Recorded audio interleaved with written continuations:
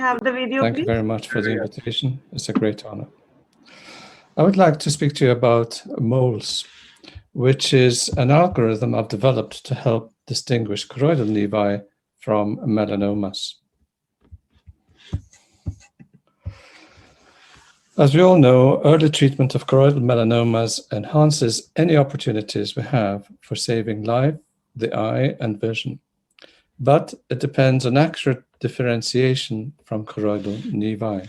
I have developed the MOLES algorithm. MOLES stands for mushroom shape, orange pigment, large size, enlarging tumor, and subretinal fluid.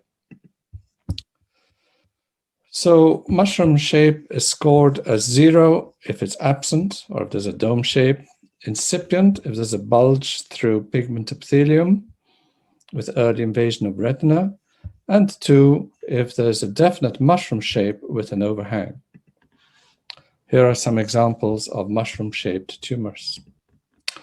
Orange pigment, lipofuscin, is scored as 0 if absent, 1 if present in trace amount, so if you're not sure whether or not it's present, and 2 if there's definite clumps. Orange pigment is present anterior to the pigment epithelium, unlike drusen that are posterior to the epithelium. So orange pigment can be missed if autofluorescence imaging is not performed, or if one does not look at the eye beyond the lesion. Here's a lot of orange pigment that has desquamated from the tumor, or if it is not known that orange pigment can actually appear brown or black over amelanotic tumors. It's important not to mistake orange pigment for drusen, which are subpigment epithelial. And also some nevi have got areas of pigment epithelial atrophy so that you can get an appearance of orange pigment, but there's no hyperautofluorescence, and so there's no lipofuscin. Size is categorized as small if the diameter is less than 3 dis diameters and the thickness is less than 1 millimeter. Large if the diameter is more than 4 dis diameters or if the thickness is more than 2 millimeters, and 1 if it's something in between. Enlargement is categorized as 0 if it is confirmed by sequential photography, 1 if there's uncertainty, and 2 if there's definite growth confirmed by sequential imaging. The best way to detect growth is by looking at the margins of the tumor in relation to adjacent landmarks. Here you can see that this edge of the tumor has grown much closer to that retinal blood vessel and that bifurcation. It's not very useful, in my opinion, to measure tumor diameter because you can get photographic distortion that can give a photo that can give a false impression of growth, and also because the tumor can grow in an oblique direction and not where there's the greatest diameter. It's important to take time into account. Here's a tumor that has grown inferotemporally, and has that grown over 21 years, or has it grown over 21 months or weeks? Because some nevi grow very, very slowly. And it's also important to take account of age, because nevi can grow in the first 2 or 3 decades of life. Some tumors appear out of nowhere, and even though they look just like nevi, it's a bit worrying because you're not sure whether they're nevi or new melanomas. And so I tend to treat these just in case they're melanomas, or else observe very carefully because sometimes they stop growing. Subretinal fluid is categorized as 0 if absent, 1 if present in trace amounts, just detectable on OCT, and 2 if present in large amounts. Intraretinal edema is given a score of 0 because it's a sign of chronicity. And so is this pigment epithelial change that you can sometimes get inferior to a nevus if OCT shows that the retina is flat. That's given a score of 0. Congenital ocular melanocytosis is not included in the MOLES system because all patients should be monitored in any case. And same with melanocytomas. These should be monitored in case malignancy develops, and so they don't need a Mohs scoring system. Here's a variety of melanocytomas. So each of these is given a score of 0, 1, between 0 and 2, and you add up the 5 scores, and then according to the total score, you can categorize the tumor. If the score is 0, that's a common nevus. 1 is a low-risk nevus. 2, high-risk nevus. And if it's more than 2, then that's a probable melanoma. Here's an example of a common nevus with no suspicious features. And according to the College of Optometrists in the United Kingdom,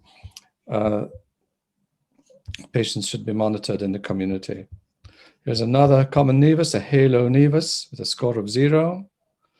This has got a score of 1 because it's got a large size. Notice how the 5 digits here summarize the 5 different features.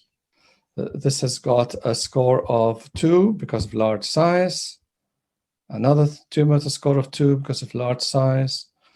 This has got a score of 2 because of definite growth confirmed photographically. And this is a probable melanoma because of large amounts of confluent orange pigment, which is hyperautofluorescent, and serious retinal detachment. This has a score of 4 because of traces of orange pigment. There they are on autofluorescence, large size, and traces of subretinal.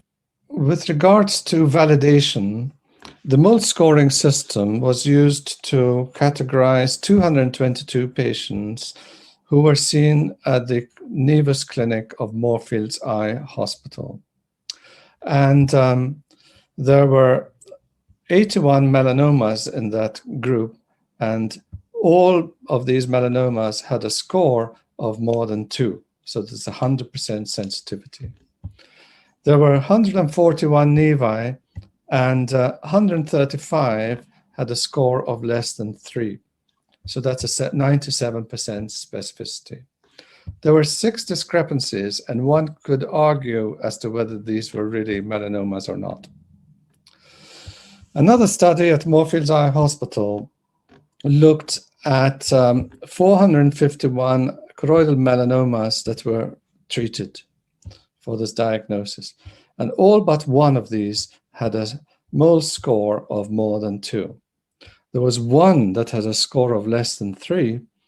And I'm not sure whether it's the moles that failed or whether there was retinal detachment that was not detected in the imaging or not documented.